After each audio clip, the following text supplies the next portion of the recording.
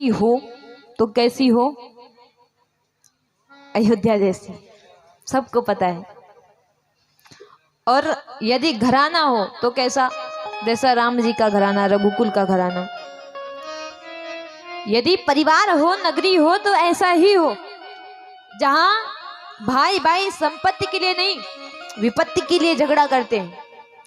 जहां पुत्र ऐसा है, पिताजी कुछ भी आदेश कर देता है, बिना कोई प्रश्न किए आज्ञा शिरोधार्य करता है।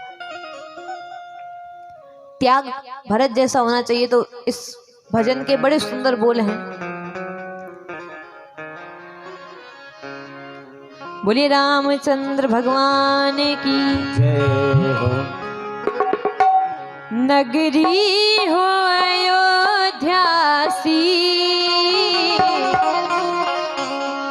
रघुकुल सा घराना हो, चरण हो राघव के। और जहां तालियां बजाकर, जहां किसका ठिकाना हो? जहां राघव के चरण हो, वहां मेरा, हम सब का ठिकाना हो। तो सरल भजन है, मैं इसलिए गा रही हूं क्योंकि आप सब भी गाएं। नगरी हो अयोध्या सी, रघुकुल सा घराना हो, चरण हो राघव के, जहाँ मेरा ठिकाना हो, चरण हो राघव के, जहाँ मेरा ठिकाना हो।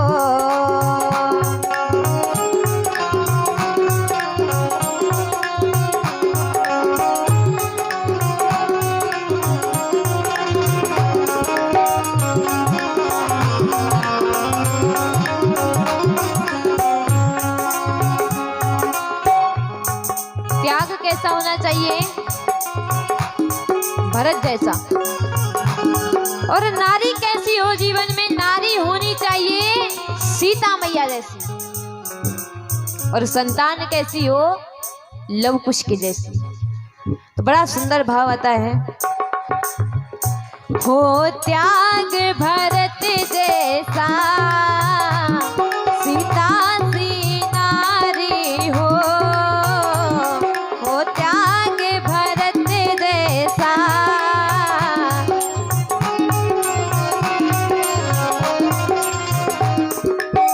लव कुश के जैसी संतान हमारी हो, लव कुश के जैसी संतान हमारी हो। नगरी हो अयोध्या सी, रघुकुल सा घराना हो, चरण हो राघव के, जहाँ मेरा ठिकाना हो।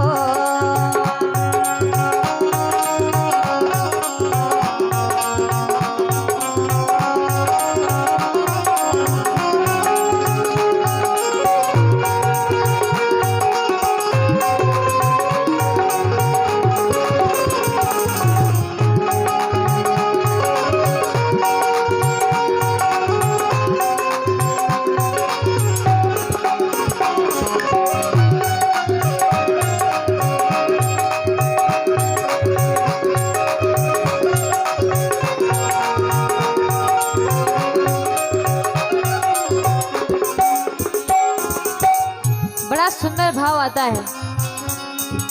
श्रद्धा यदि हो, श्रवण कुमार जैसी श्रद्धा होनी चाहिए। और भक्ति कैसी होनी चाहिए? शबरी के जैसी। और निष्ठा और शक्ति कैसी होनी चाहिए? हनुमान जी महाराज के जैसी। तो बड़ा सुंदर भाव आता है। श्रद्धा हो श्रवण जैसी, शबरी सी भक्ति हो,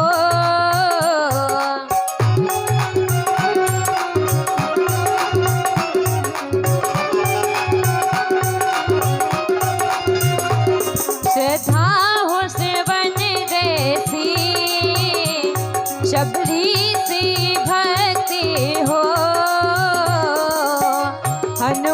के जैसी निष्ठा और भक्ति हो, हनुमत के जैसी निष्ठा और भक्ति हो।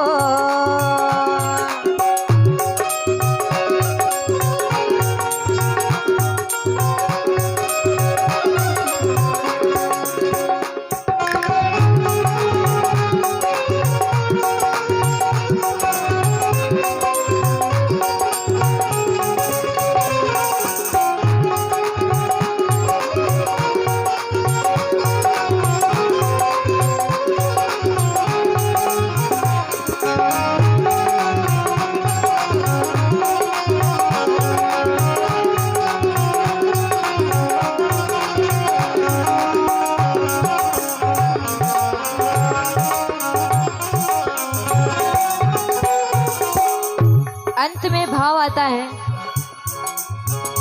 मेरी जीवन नैया हो और प्रभु राम खिवैया हो, सदैव मेरे सर पर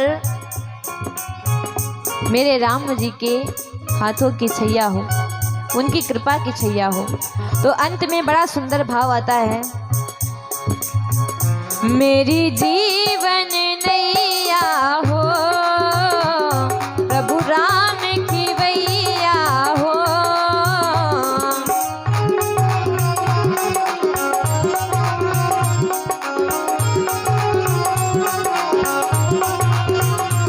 मेरी जीवन नैया हो प्रभु राम खिवैया हो, राम कृपा की सदा मेरे सर पर छैया हो, राम कृपा की सदा मेरे सर पर छैया हो। नगरी हो अयोध्या सी रघुकुल सागराना हो, चरण हो राघव के जहाँ मेरा ठिकाना हो, चरण हो राघव के जहाँ मेरा ठिकाना हो।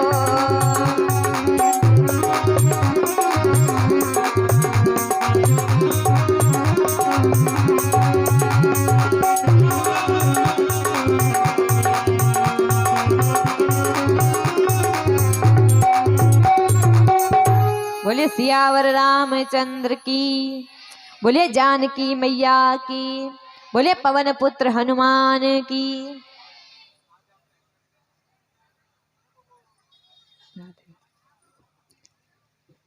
तो यहाँ पर भगवान पहुंचे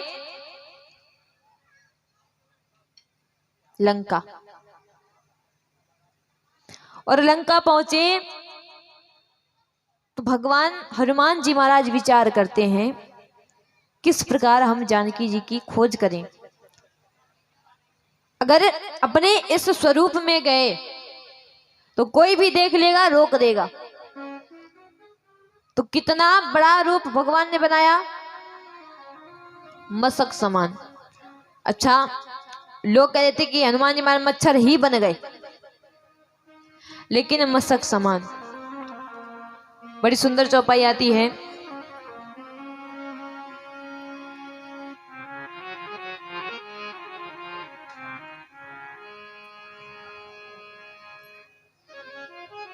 बैठ जाइए, जब आरती हो तब आ जाएगा।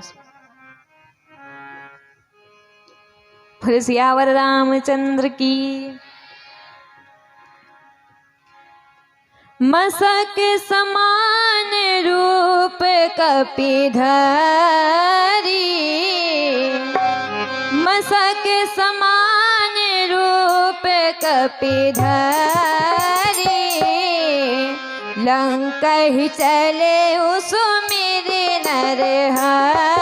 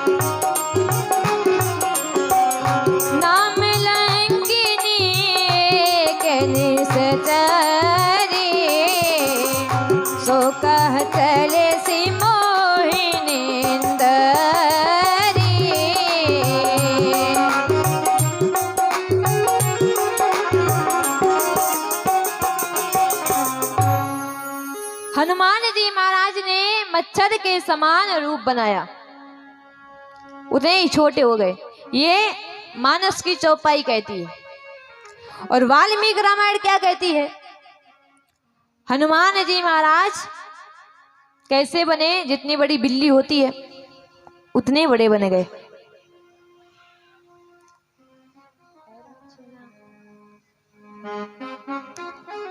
बोले रामचंद्र भगवान की। तो सत्य ये भी है जो मानस में लिखा है, और सत्य वो भी है जो वाल्मीकि रामायण में लिखा है। जैसे राम जी का अवतार सबने कथा सुनी थी, तो उसमें अलग अलग हेतु बताए गए, तो कल्प कल्पांतर का भेद हो जाता है। तो उसी अनुसार सत्य ये भी होता है, सत्य वो भी होता है। पुराणों पर कभी संदेह नहीं करना चाहिए। और फिर ये तो अथाह सागर है। यहां कथा भी हो रही 8 दिन की, मानते हैं कि मात्र 8 दिन की कथा हो रही, लेकिन हम लोग क्या कहते हैं, 8 दिन में कथा समाप्त हो जाएगी। तो 8 दिन में कथा कभी समाप्त नहीं होती। अरे हमको अपने घर की याद आने लगती तो जबरदस्ती इसको हम विराम दे देते हैं, नहीं तो हरि अनंत हरि कथा अनंता। ये तो जैसे हरि की कोई महिमा नहीं गा सकता, भगवान की कोई महिमा नहीं गा सकता, कोई कितना भी प्रकांड विद्वान क्यों ना हो, कुछ ना कुछ उससे भी छूट जाता है। तो ये कथा तो ऐसी है, कभी भी पूर्ण नहीं हो सकती। हाँ, अपनी मति के अनुसार, बुद्धि के अनुसार जितना हो सकता है उतना हम प्रयास करते हैं कि आपको वो कथा भगवान की सुना सके। हनुमान जी महाराज सूक्ष्म रूप धारण करते हैं, मानस के अनुसार ही चलते हैं। जैसे ही जाने लगे, पहरा दे रही थी एक निशाचरी, नाम क्या है? लंकिनी। और पैरा देखिए कितना टाइट। भगवान ने कितना छोटा रूप बनाया, मच्छर के समान, फिर भी जैसे ही जाने लगे रोक दिया। और रोक कर कहती है, कहां जा रहे हो? कौन हो? परिचय दो अपना। हनुमान जी महाराज कहते हैं कि मैं दूर से आया हूं और ये लंका देखने में बड़ी सुंदर लग रही थी, सो दर्शन करने के लिए आ गया। दर्शन करूंगा, देखूंगा, घूमूंगा, चला जाऊंगा, तो इसीलिए मैं आया। लंकिनी कहती है, चोरों की बात ही जा रहे हो और हमसे कहते घूमने आए? तू जानता नहीं है। हनुमान जी महाराज कहते, क्या नहीं जानता? लंकिनी कहती, तुम ये नहीं जानते हो, जान ही नहीं मरम सठ मोरा, मोर आहार जहां लगी चोरा। तू मेरे मरम को नहीं जानता। जितने भी चोर हैं, मेरा भोजन चोर ही है। मेरी दृष्टि से एक भी चोर बच नहीं सकता, मैं सबको खा जाती हूं। हनुमान जी महाराज बोले, वाह, चोर तुम्हारा आहार है और हम आए हैं घूमने तो हम चोर हो गए। कितना झूठ बोलती हो। लंकिनी कहती, हम झूठ नहीं बोल रहे, सच बोल रहे हैं। हनुमान जी कहते हैं, अगर तुम सच बोल रही होती, सबसे बड़ा चोर तो तुम्हारा मालिक बैठा है, हमारे प्रभु की पत्नी को चुरा कर लाया है। अगर चोर ही तेरा भोजन होते तो अब तक तेरा मालिक जीवित ना होता, तू भक्षण कर गई होती। कितना बड़ा झूठ बोलती। लंकिनी मौन है। हनुमान जी महाराज को रोकती है, तो हनुमान जी महाराज तब तक नहीं मारते जब तक सामने वाला ना मारे। हनुमान जी महाराज प्रेम से समझा रहे कि हम घूमेंगे, चले आएंगे, लेकिन ये इतना अहंकार कि इसने क्या किया, भगवान हनुमान जी महाराज को एक थप्पड़ मार दिया और जैसे ही थप्पड़ मारा कि क्रोध आ गया, हनुमान जी महाराज को एक मुष्टिका प्रहार किया। आज तो खून की उल्टियां करती हुई मूर्छित होकर भूमि पर गिर पड़ी। तत्पश्चात पुनः संभली और हाथ जोड़कर खड़ी हो गई, बस एक ही प्रहार में, और कहती हैं बस हम जान गई हैं कि असुरों का संहार होने में अधिक समय नहीं है। हनुमान जी महाराज कहते वो कैसे? बोले जब रावण ने वरदान मांगा था तो ब्रह्म ने उन्हें वरदान तो दे दिया। तब मैंने पूछा तो क्या आपने इनको ऐसे वरदान दे दिए हैं तो क्या असुरों का कभी अंत नहीं होगा? तब भगवान ने एक पहचान बताई थी और भगवान ने मुझसे कहा था, जब रावण ही ब्रह्म वर दीन्हा, चलते बिरंची कहा मोहि चीन्हा, विकल हो सीते कपि के मारे, तब जाने सुने सी चर संहारे। एक चिन्ह दिया था मुझे, ये पहचान बताई थी, जिस दिन तुम किसी वानर के प्रहार से विकल हो जाओ समझ लेना असुरों का संहार सब निकट आ गया है। अब मैं आपसे अनुमति चाहती हूं, आप अपने भगवान का नाम लेकर अपना कार्य पूर्ण कीजिए। हनुमान जी महाराज आगे बढ़े, अनेक भवन में जा रहे हैं, भ्रमण कर रहे हैं कि यहां पर जानकी जी का दर्शन हो जाए, यहां पर मिल जाए, वहां पर मिल जाए, परंतु कहीं पर भी दर्शन नहीं हो रहा है। कि प्रत्येक भवन में रावण के ढूंढा श्री सीता माता को, शयनालय से बंदी गृह तक खोजा श्री सीता माता को, चप्पा चप्पा कोना कोना छाना राक्षस की नगरी का, पर पता न लगा कहीं पर भी रघुकुल महिला वैदेही का। खोजते रहे परंतु कहीं भी जानकी जी का पता नहीं चला। कहीं पर देखा अनेकों दास दासियां लेटे हुए, तो उन दासियों को देखा है, विचार कर रहे हैं। हनुमान जी महाराज किसी भी स्त्री को देखना नहीं चाहते, परंतु काम ही उनका ऐसा है, क्योंकि जानकी मैया को अभी तक देखा ही नहीं, और किसी स्त्री को खोजेंगे तो पुरुषों में तो खोजेंगे नहीं, कहां जाना पड़ेगा? जहां पर स्त्रियां हैं। हनुमान जी महाराज जा रहे हैं, दासियां दिखाई देती हैं, विचार करते हैं ये हमारी मैया नहीं हो सकती। अनेकों रानियां दिखाई पड़ी रावण की, परंतु विचार किया ये हमारी मैया नहीं हो सकती। एक कक्ष में गए, सुलोचना लेटी हुई थी, तो विचार किया बड़ी सुंदर ये नारी है, तो हो ना हो क्या पता हमारी मैया हो। तत्क्षण ही विचार किया कि जितना प्रभु श्री राम जी प्रेम करते हैं और जितना उन्होंने मुझे बताया है, मेरी मैया प्रभु से दूर होकर कभी भी इतने आनंद से सो नहीं सकती, इतने सुंदर वस्त्र नहीं पहन सकती, इतने सुंदर आभूषण नहीं पहन सकती। आगे बढ़े हैं तो मंदोदरी का दर्शन किया, परंतु विचार किया ये भी नहीं। आगे बढ़े और जब खोज करते करते हताश हो गए हनुमान जी महाराज को, जानकी जी मिली नहीं। तब एक भवन देखा, भवन एक पुनि दीख सुहावा, हरे मंदिर तहां भिन्न बनावा।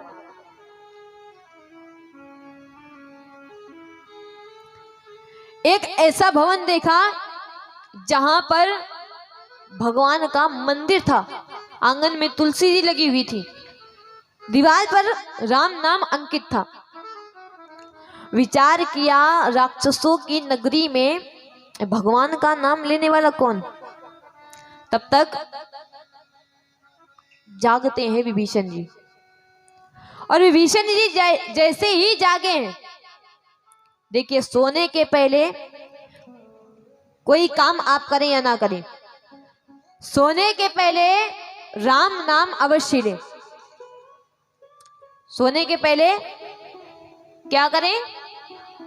राम नाम अवश्य लें। और जब जागे तो सबसे पहला काम क्या करें? राम नाम लें। क्योंकि संत महापुरुष कहते हैं कि जब आप सोने से पहले राम नाम लेते हो और जागने के बाद राम नाम लेते हो, तो बीच में सोते भले ही आप रहते हो, लेकिन प्रत्येक श्वास आपकी राम के नाम हो जाती है। तो मानो इतना फल आपको प्राप्त हो जाएगा कि राम नाम ही आप रटते रहें। और ये तो अच्छी बात है। आजकल सोने से पहले सब गुड नाइट बोलते हैं, लेकिन राधे राधे बोलो, जय श्री राम बोलो। आप भी बोलो, हम भी बोले, सब बोलेंगे। तो यहाँ पर प्रातःकाल हनुमान जी महाराज विचार कर रहे हैं कि यहाँ असुरों की नगरी में भला कौन सा भक्त। देखा राम राम कहते हुए विभीषण जी जागे। और जैसे ही विभीषण जी जागे हैं तो हनुमान जी महाराज बड़े प्रसन्न हुए कि यहाँ पर राम भक्त भी है। बड़े प्रेम से मिले हैं, परिचय हुआ। विभीषण जी बड़े प्रसन्न हुए और कहते हैं राम की ही कृपा है कि आपका दर्शन मुझे हो गया। राम के दास के दर्शन हो गए। परंतु एक बात बताइए, क्या राम जी मुझ पर दया करेंगे? मुझे अपनी शरण में लेंगे? हनुमान जी महाराज कहते हैं कि आप ये पूछ रहे हैं कि राम जी आप पर दया करेंगे कि नहीं करेंगे? अरे जब उन्होंने हम जैसे मूर्ख वानरों पर दया कर दी, अपनी शरण में ले लिया, अपना दास बना लिया, तो आप तो उनकी भक्ति करते हैं। ये भाव देखकर राम जी अवश्य ही प्रसन्न होंगे। परंतु मैं आपको राम से मिला दूंगा, आप मुझे मेरी मैया से मिला दीजिए। जहां पर रावण एक स्त्री को हर के ले आए और वो स्त्री हमारे प्रभु श्री रामचंद्र जी की धर्मपत्नी जी, हमारी मैया है। तो यदि आपको पता हो तो आप उनका पता हमें बता दीजिए। विभीषण ने कहा कि हाँ, रावण एक स्त्री को लेकर आया है। अशोक वाटिका में आप जाएंगे तो वहां पर उस स्त्री का दर्शन आपको होगा। अब हनुमान जी महाराज बड़े प्रसन्न होते हैं। अच्छा, विभीषण की एक पुत्री है जिसका नाम है कला, और विभीषण की पत्नी ने अपनी बेटी को जानकी जी की सेवा में नियुक्त कर रखा था कि जानकी जी को कोई समस्या ना हो। हनुमान जी महाराज विचार करते हैं कि जाएं तो जाएं कैसे, मैया को हम दर्शन दिखाएं कैसे। मैया तो वानर का चित्र देखकर भी डर जाती हैं, और हम अगर अचानक से सामने चलेंगे तो कहीं मैया भयभीत ना हो जाएं। फिर अनेकों राक्षसियां होंगी, मैया को घेरे बैठी रहती होंगी, उनके सामने हम कैसे जाएं।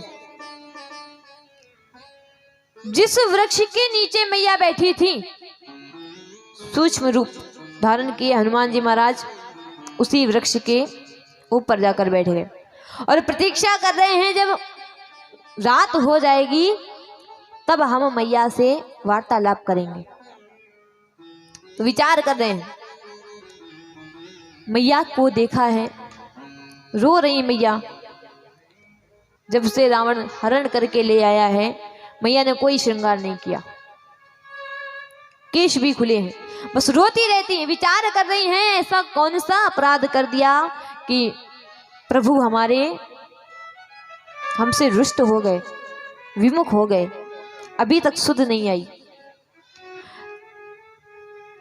तब तक होता क्या है, जहां मैया विराजमान थी, मंदोदरी आदि रानियों के साथ में रावण वहां आता है। और रावण वहां आता है और क्या कहता है, बस एक बात कहता है, बस एक बार मुझे देख लो। रावण के कितने मुख हैं? 10। 10 मुख हैं रावण के, 20 नेत्र हैं। जब 10 मुख होंगे तो 20 नेत्र हुए, परंतु फिर भी 10 मुख हैं, 20 नेत्र हैं, फिर भी एक ही स्त्री से भक्ति स्वरूपा जानकी जी से कहते हैं कि आप एक बार हमें विलोक लीजिए, एक बार देख लीजिए। और हमारा केवल एक मुख और 2 नेत्र, फिर भी हमने किसे किसे नहीं देखा। ये हमारा मन जिधर ले जाता है उधर भटक जाते हैं। लेकिन वो रावण भक्ति स्वरूपा जानकी जी से कहता, अगर एक बार आप देख लेंगी ना हमें, तो हम कह रहे हैं आपको हम अपनी पटरानी बना लेंगे, फिर ये मंदोदरी आदि सभी आपकी दासियां हो जाएंगी, आपकी सेवा में नियुक्त कर देंगे। लेकिन आज जानकी मैया मना करती रहती है। अच्छा देखिए, ये माया का ही तो प्रभाव था। एक सोने के मृग को देखा,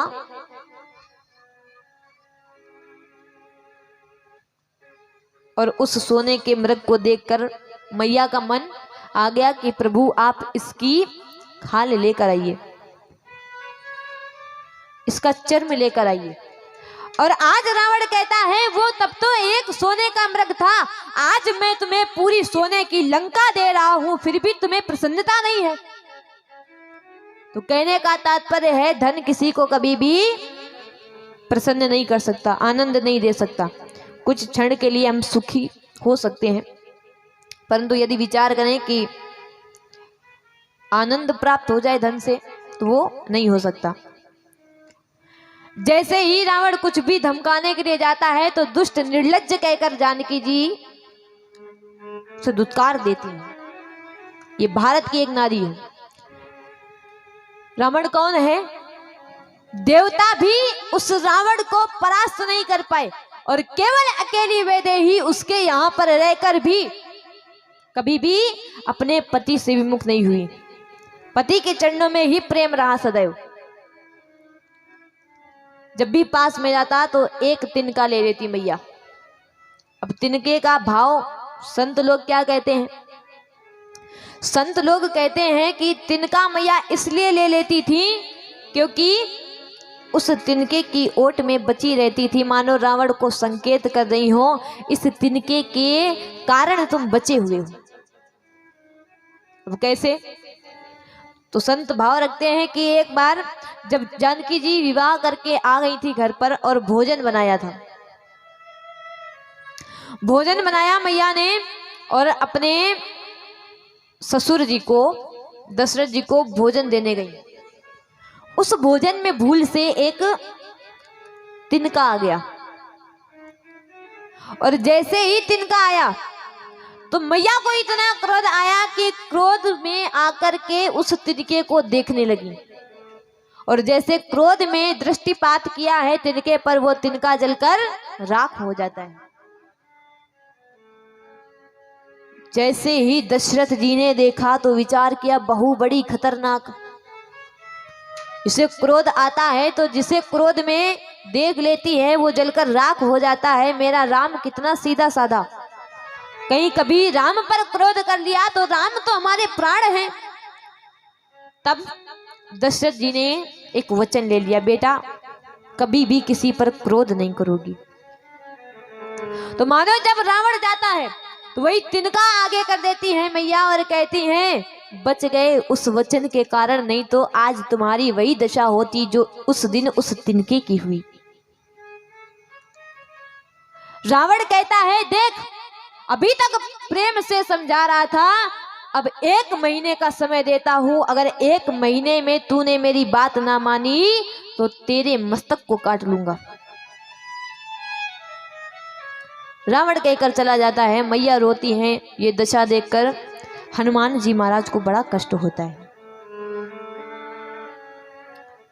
अनेक राक्षसियां बैठी हैं, सब डरा रही, भयभीत कर रही हैं। एक राक्षसी आती है, नाम है त्रिजटा, सबको भगाती है।